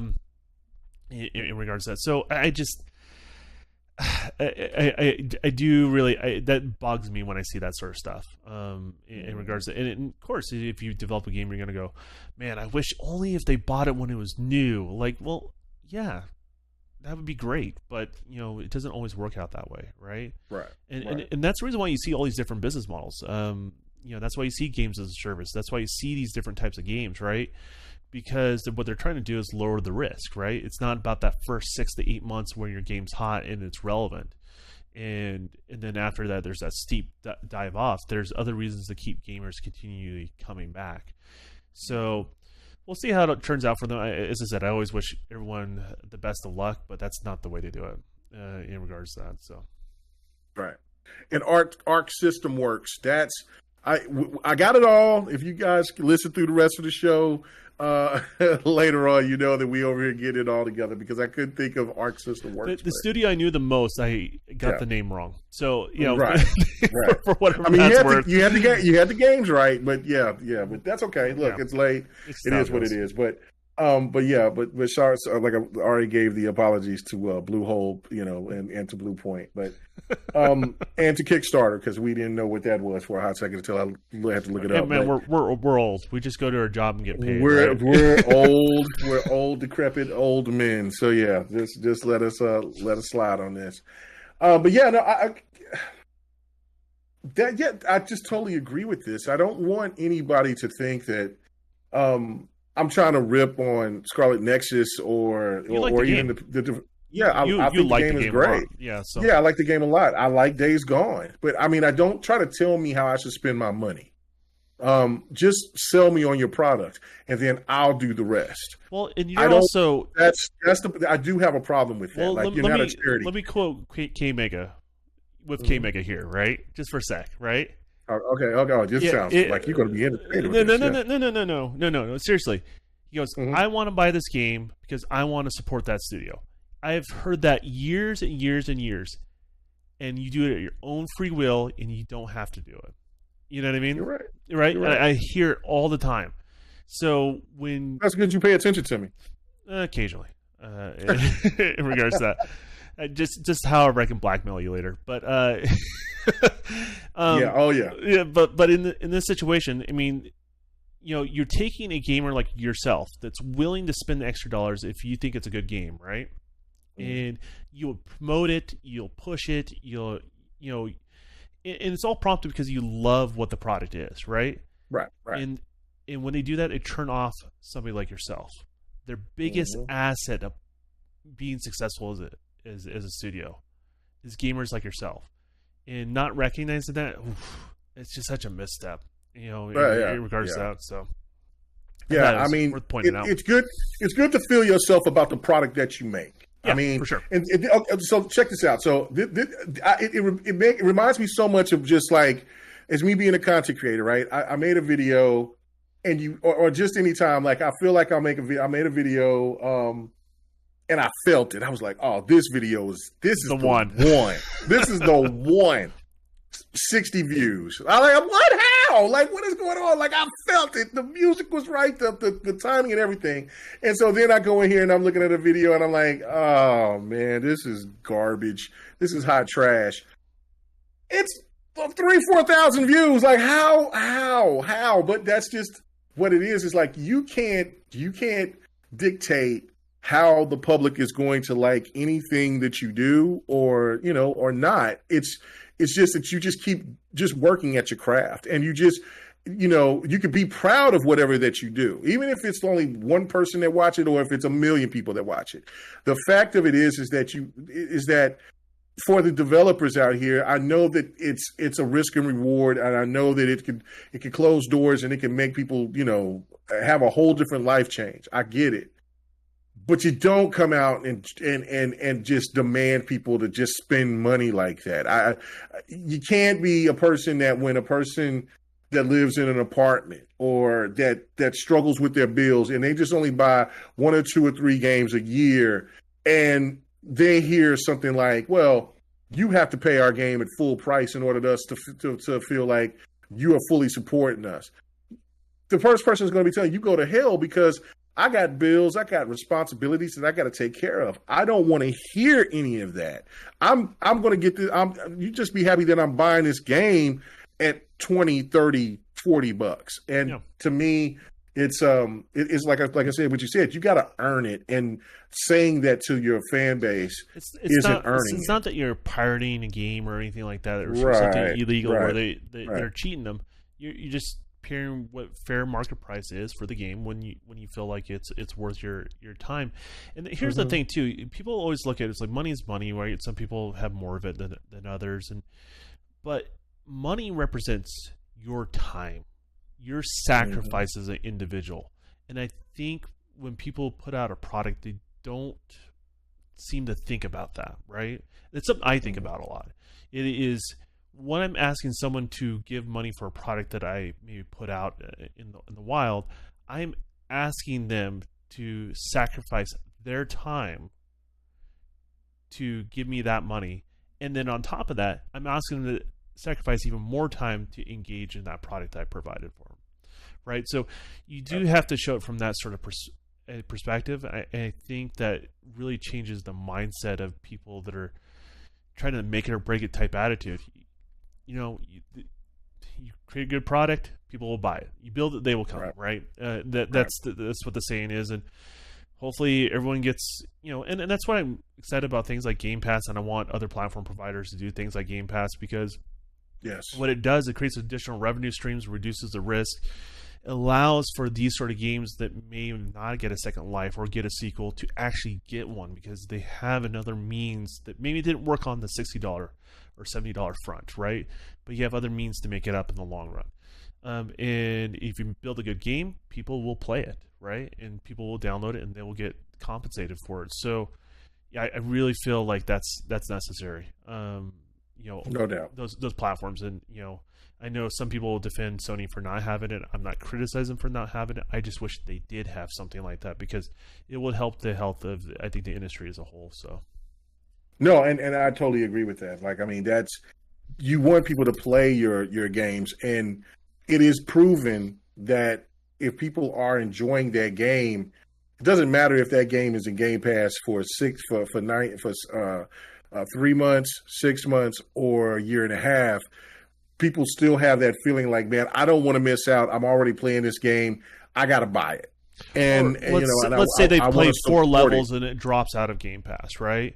You're like, I got to finish that game, right? And so they got paid from being in Game Pass, and then they buy it later. I don't know how many games I've done that with, right? Mm-hmm. Yeah. Started with Game Pass, and then I'm like, I'm going to buy it. They earn my bucks, and go forward from there. So, yeah, there's a right way and a wrong way to do it. You always got to respect your customer. Even if the customer doesn't respect you, you have to respect your customer to some degree. So, absolutely. All right. So let's move on. Let's talk about this, which is Doom Eternal's next generation upgrade. It's causing some problems with PlayStation 5 gamers. This is going to the bad after we were just talking about the good with PlayStation acquiring House Masquerade and maybe potentially Blue Point. So I see what you did. Yeah. You saw what I did. Okay. So basically, I'm just going to read this part of the article. It's basically saying that, so the following Tuesday morning, rollout of Doom Eternal's next-gen upgrades, some players, including myself, found themselves locked out of the PlayStation 5 version. In my case, I downloaded upgraded file, but the PlayStation Store still listed Doom Eternal's PlayStation 5 version at full price. On the PlayStation 5 dashboard, a little lock sign popped up next to the game's launch icon. To play, I would have to switch over to the PlayStation 4 version. Other players shared similar issues. And Bethesda, so the Eternals publishers, are they saying there's an issue going back and forth between the two different? Yes, is that what the issue is? Okay, I misunderstood that earlier. And there's a little bit more to it. They said that Bethesda acknowledged that the issues in the tweet, and said that they were currently going to be working with Sony to try to fix this. Doing Eternal PlayStation 5 version will eventually get fixed, but it's still the lesser than other PlayStation 4, but it's still the lesser than other PlayStation 4 to PlayStation 5 upgrades, which pretty much he's saying that, there's other titles that have the same problem. The total lack of a save data transfer poses a stark contrast to how cross-gen upgrades have functioned so far on the console. For instance, so it's a license agreement issue that it's not registering when you go back and forth. With your profile between the two. Sounds like it. So it's saying with this, it says with the PlayStation 5 version of Marvel's Avengers, you can get a copy of of your progress between the generations. You simply have to download the PlayStation 4 version, hop into the main menu, upload your save data to the cloud, download the PS5 version, go into the main menu, and then re-download your save data. And it says the Final Fantasy VII Remake and others having these same type of issues, and you have to make these same similar steps. This doesn't sound like it doesn't sound like the publisher or the studio.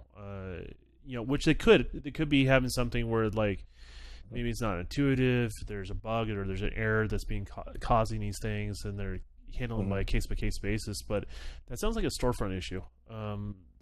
From that point, where they're just not registering you own both versions of it, right? So we'll see how this pans out. I've heard this with Sony titles, and it sucks to hear they're having with Doom Eternal. Yeah. But this goes back to our earlier conversation, and this even goes with say it's not even Bethesda's fault, right? Like it doesn't matter if it's not worth if the issue's there, till they solve it, wait until to buy it then. Right, then you're not upset about what you purchased, right? Unless you don't plan on going back to the earlier version of it, that's fine. But it seems like it's an issue when you have to go back and forth, sort of thing. It's inconvenience. Yeah, it's super inconvenient. I totally get it. I totally get it. And so you shouldn't be buying. I mean, it should be a feature you have, but if it's not working, you shouldn't buy the title for the feature that it's not performing, right? And you have to make it make sense for you, justify your own purchase. So. It sucks to hear about that. I mean, you want people to just enjoy the new version of the game in regards to that, because I played Doom on the Xbox One X before the Series X came out.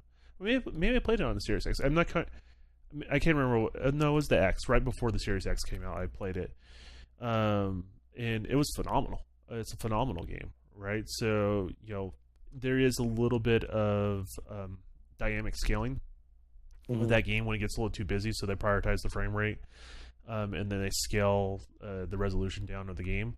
So I would imagine with the newer stuff, it just runs a little bit cleaner across the board, and I'm sure it'd be a great experience. I think it'd be phenomenal looking on the PlayStation 5, but they have to get that stuff sorted out, I guess. Yeah, I mean, and you also got to look at it like this. I mean, maybe that you can pull it out through the cloud on your PlayStation 4, but most people, I'm assuming, traded their PlayStation 4s in for a PlayStation 5. Yeah. So it's really going to be a bad situation if they have to pull out a PlayStation 4 and then get that save file and then somehow transfer it or get it downloaded into the cloud to where they can. It's a save file. The way it made it sound like it was just a license agreement issue. Yeah, it said it was a save file issue or whatever. I think it could be both. I don't know. I just find it to be just so problematic. It's like, I brought this up to you before we started the show, and I was just saying, like, look, I understand that Sony has a different mindset when it comes to what they want to do. But if you're going to tell people that they can get a free upgrade for switching over their titles, then it shouldn't have to be it shouldn't have to be a crazy hassle. Now, things happen, I get it, but when you have multiple games going that direction, it gets to a point to where you're kind of like, well, you know what, and especially for if you're a PlayStation fan right now and you haven't had an opportunity to get to a PlayStation 5, then if, let's say, for instance, you will get Kena. Well, I'm just going to wait to get Kena until when I get a PlayStation 5, because if I play Kena and then when I get a PlayStation 5 and then that save doesn't go over to the PlayStation 5 like it's supposed to, then that's just almost time wasted. Well, in my opinion, you have to start the something as game a all platform over again. provider, you don't want to create hesitation with any of your customers. You want it goes from like making them feel comfortable in the store base, make sure their information is protected. It goes from like feeling like, hey, my games have value to me. What was the biggest issue that people complained about on the Xbox One when it released? Right, all these games I have value in are no longer worth anything because they couldn't trade it in, right? So that caused the big uproar, and that's the lesson to be learned. Like, respect people's value, what they spent on a game. In regards to it, I'm a little bit empathetic because they are working on some stuff on the UI, and that could be a part of it because they reworked some stuff on the PS5 on that front, and there's some other bugs. So this can be just kind of one of those sort of issues, kind of like when you had Xbox One where it said you need your license agreement, and I'm like, I have the disc in the machine and it won't read it, right? Like, I'm not saying Xbox is perfect or by any means or anything like that. No. But but these sort of things do cause hangups, and there are an issue that but it's a repeat issue that keeps on happening. Then customer base eventually the customer base that spends money is going to second guess you, and they might not. And it's never the customer that complains out loud on Twitter, right? It's not that customer you have to be worried about. It's the customer that's quiet. Yes. Right. Like I got better things to do than deal with this, right? And so that's something they have to address, and hopefully Bethesda can work something out. I know obviously they're owned by Microsoft, but they have those prior obligations, so they need to work with Sony as much as possible, and I would hope Sony would be very well receiving in trying to get the issue resolved as quickly as possible for their customers. So, hopefully that all works out. That just sucks to hear, man. It is something that really sucks. I mean, what this kind of reminds me of is when I first got the Xbox One, and I had friends that still was playing on the 360. I mean, the 360. Yeah. And we couldn't chat. Remember, because they had that the voice chat was totally different. Yeah, because it was Windows 8, and that right there, I think, was just like what you said, the silent buyer. They were kind of like, you know what, PlayStation is a lot more simpler. It is $100 cheaper, and right now, I think that's where I want to go. And they didn't say nothing. But for the people who were, bought a console. They were upset, and then they spoke with their wallets as well, because they were like, I'm not going to buy Xbox One at $500 if I can't even talk to my friends on a 360. I'll just wait till it comes on discount. So again, I understand that there will be people that tell you this doesn't matter. This is just a little small hiccup. Blah blah blah blah blah. No. This is one of these things it may not matter to certain people. That's the thing. Like, you want to take people at their own word. Like, but there's some people it does matter, right? Like, it does have influence and it does have impact. And and man, you spend money as how I feel about if someone spends money on a game. I want them to get the use of the game or what has been promised to them as a customer, right? I will always defend a customer on that front, and this is just one of those things that, and I think Sony is self-aware. They need to obviously address the issue. I don't why it keeps coming up. I don't know. So that just sucks to hear. Yeah, so hopefully they'll get that all taken care of. I mean, so yeah. All right, so let's get to our last topic before we get out of here. Okay. Before my internet shuts down. Right. Before it gets shut down like the ATF. Game preservation. Okay. Okay, so this is something that I found interesting because I'm I was reading this article, and it was basically going into this spell of saying that everybody is basically renting games now. Even if you buy a disc, because I've said this before, even if you buy a disc, you're still renting the game, because if the service, if that server or that studio decides to shut down or anything, they flip the switch. That's it. That disc is over with. It's done. So, and discs also have a shelf life. People don't realize that they're more well, yeah, than disc has shelf life too, right? Yeah, exactly. So yeah, and also with services, right? So, like, I mean, let's just say that PlayStation or Xbox, 10, 15, 20 years from now, let's just say 10 years from now, something goes bad at Microsoft, something goes bad at PlayStation or at Sony, and then let's just say that Sony had to just basically pack the tent and PlayStation is done, right? What's going to happen with all these gamers? I mean, for all these gamers that have bought into these games, what is going to happen? What would happen with Xbox if something happened and that, I mean, we were almost close to that going into this last gen. So that they were almost probably about to be sent off and bought out or whatever. And what would happen since all these companies are promoting digital and they're promoting services, things like that? How is it that some people or gamers, and I mean, this is going also with the PC community as well. Like, I mean, is gaming safe pretty much now? No. When you go back and you look at the difference between gaming of what it was when there was cartridges. Well, no, and it never was. Even back then, if you really think about it, right? Like, you can make the argument, hey, I got this cartridge, I can plug it in, and then, you're like, crap, try to find an NES that works right now. You know what I mean? Like, if you have a PlayStation 3 disc, try to find a PlayStation 3 Blu-ray player that works, right? To play that disc, right? Like, you're going to be hard-pressed in regards to that. And I honestly think the digital age, it's nothing perfect, right? But right. It helped game preservation to exist even more. Does that make sense? And it's got its vulnerabilities that the publisher can decide to pull and stuff like that. But the thing is, companies like Xbox or Microsoft's division, Xbox, right? Or Sony's division, PlayStation, they have intrinsic value. Let's say Sony starts about to go under. Somebody's going to buy them, right? And yeah, absolutely right. Yeah. It's in their best interest to keep those customers happy, right? Because what you're buying is not just the name, is that user base, right? I mean, right. If Amazon today can buy Sony and buy their user base, that's their selling point, is their user base. Less of the logo and more of the user base, right? And obviously the logo comes along with it, or you get where I'm going with that. But right, absolutely. So I think as long as the audience has intrinsic value, even if a company does bad, I think that preserves it personally. In regards to that, because let's say someone bought out Xbox, right?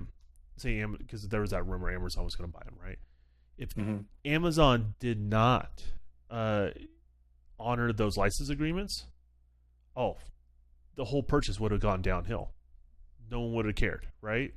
The whole Xbox brand would have been done. But if they kept them, they carried it on, and then that's a totally different story, right? Then you get all those users that come along with it. So that, I think that's the ultimate thing that keeps everything in check, right? These companies are so big, they have so much value that just whoever has the cash money to pull it off, and they will obviously want to keep those customers just stoked in regards to that. So that's how I look at it. Maybe it's a more positive outlook on it, kind of like how you have about Halo Infinite, if you know what I mean.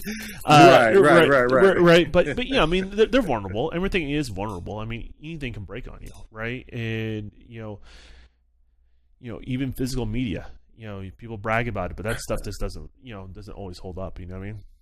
Yeah, Belgium 7546 says, bro, it's 2 a.m. This is why I love Twitch. Listen, man. You can blame me on that one. Yeah. Blame the little guy over there because he was. I thought we weren't going to do a podcast. Are you calling me a Series S? Is that what you call me? I'm calling the little man over there. I'm calling him the Series S. But anyway, so yeah, that's the little man over there. That's the problem. But no, I mean, I love doing the show, and so I mean, I'm glad that you came and you stopped by and you could check us out because we try to do this every other week, but Don's been going through some stuff. He's moving and growing he's pains. got other. It's good. Yeah, he's going through growing pains and things like that. So we haven't been on time here, but before he gets ready to do the move, we was like, hey man, let's just go ahead and do this because I was kind of like I was in the mindset. I'm like I'm about to play some D&D. Dark Alliance, and then he's like, "Hey man, let's go and do it." I'm like, "What? What? Are you what?" And so I was like, "Ah man." I had everything set up, and I'm like, "Where is he?" And then I sent him the message. I was about to be done with you, but then I was like, "No, we'll just do it some other time." But no, but I'm glad we do it. So thank you out there, man, Belgium. Glad for stopping by and saying what's going on, man. Absolutely. But yeah, no, it's. Or do you worry about it? Man. Do you worry about it? Does it keep you up at night? No. But I know that a lot of people do worry about it.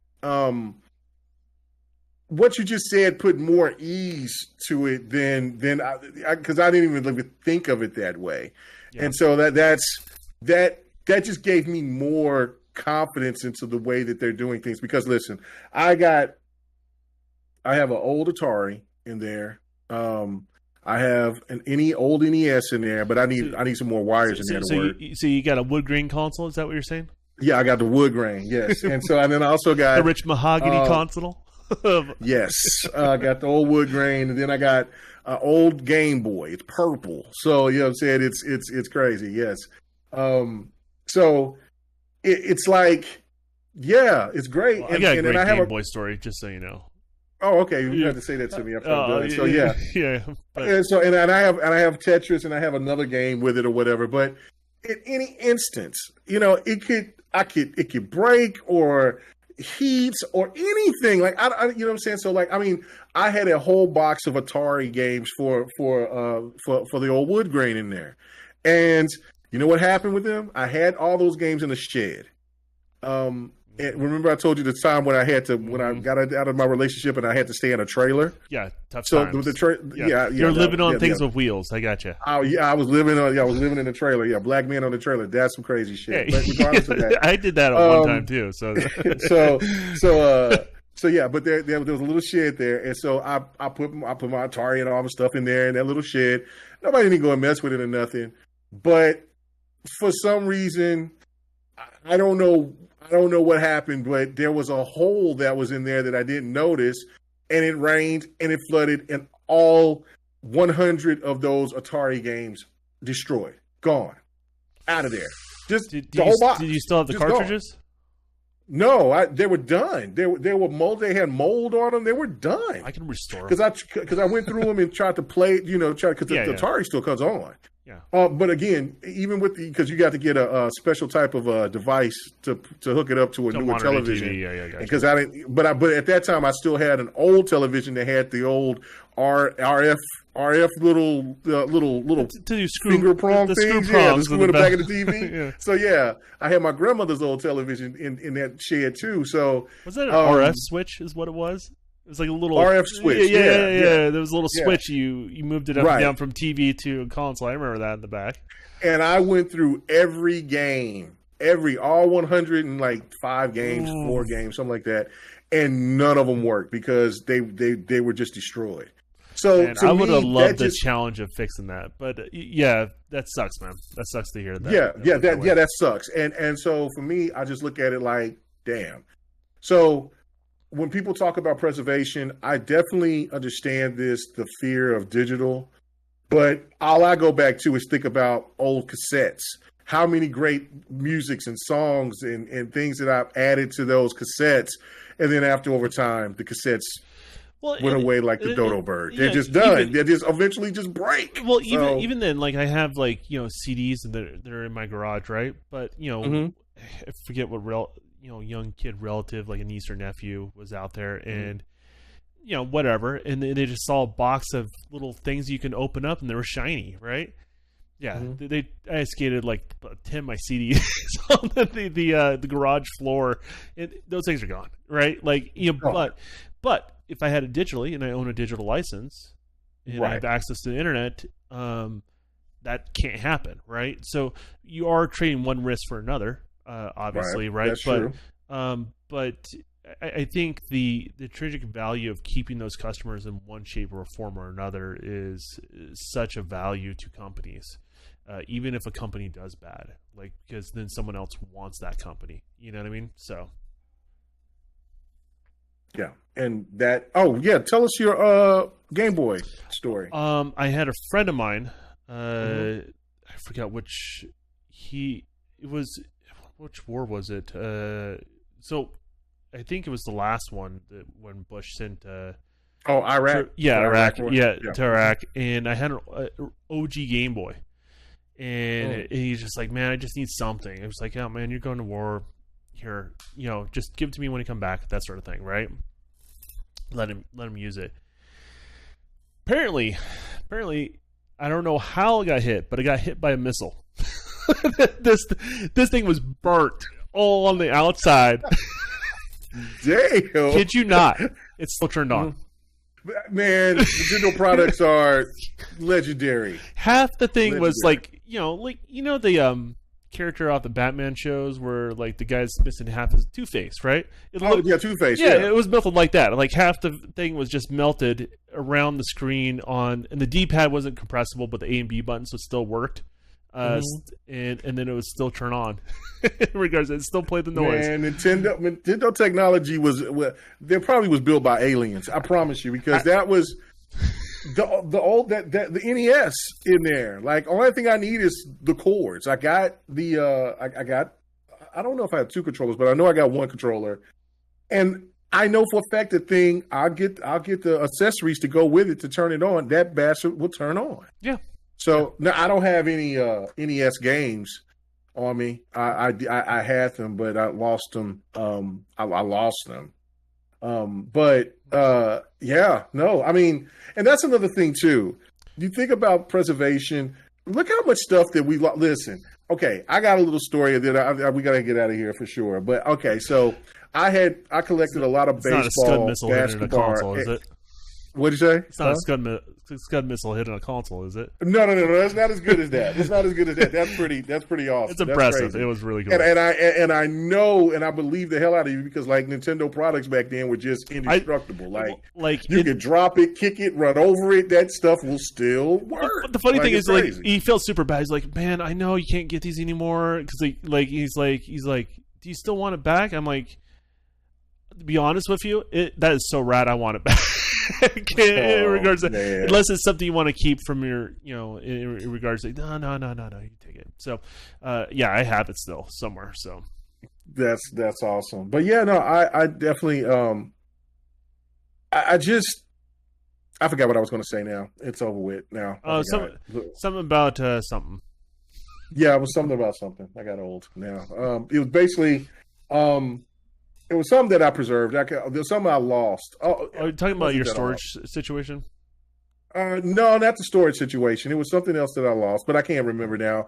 It's too late now. It's done. It's late. So old age, son. But yeah, I'll probably have to remember that. Watch, I'll remember that story right when we get off. But yeah, it's bananas.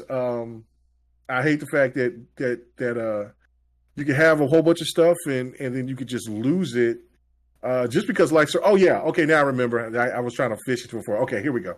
All right, so I had baseball cards, I had comic book cards, I had basketball cards. I kept those. All of those, and I made sure I put them in nice little booklets.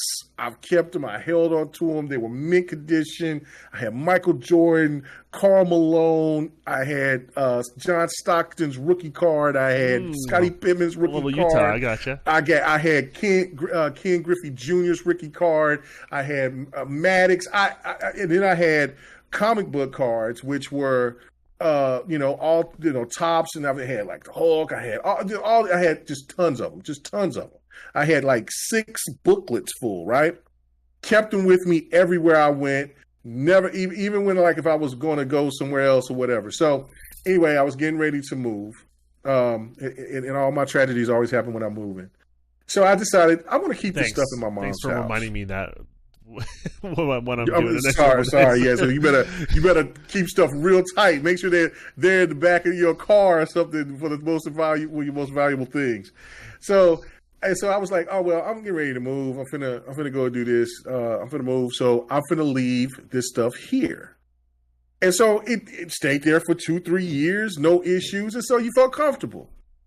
Well, then I go and I'm like, all right, you know what? I think I want to go ahead and get my stuff back. You know what I'm saying? It's I'm cool. Everything is right. Come to find out that my mom had a garage sale, and she didn't know that stuff was mine. I don't know why she didn't. She thought it was my son's. And so my son didn't really, he had Yu-Gi-Oh cards and stuff like that, but she didn't know. She thought it was my son's. And so somebody asked about it, and they saw it, and they said, hey, I'll give you $500 for all of that. And so she's like, hell yeah, I'll take this $500. You want this crazy looking shit? I'll take it. Yeah, go ahead. And so... And then you can't say anything because she gave you birth. I can't say anything. It's my mom. Like, they just sold all my stuff for all my cards that I've had ever since I was like 11 years old. Gone. And this was what about maybe I bet you she still 10 years ago. I bet she still has 11 years ago. I bet she still has your baby booties though. No, she don't have my booties, but she has your first tooth you lost. Yeah, she holds stuff like that, little weird stuff like that. But all of those cards gone. Somebody like got away like a fat rat. But when somebody just tells you, like, if you don't know anything about it, and somebody says, "I'll give you $500 for," yeah, hell yeah. No, for me, if somebody says, "I'll give you $500 for," I'm going to be like, oh, wait a minute, no. I need to go look this stuff up and see what all this is right here. But she didn't even think about it. So this was about like 10 years ago. So yeah, that still hurts me to this day. So you know what? Just get it digital. Who cares? Well, that's the thing. These newer generation of kids growing up, they will never have to live with that pain. Hopefully, in regards to that when it comes to their games. So, right. I guess we're doing sign outs, but yes, we are. Watch this. Uh-oh. What Twitter at KMEGA4.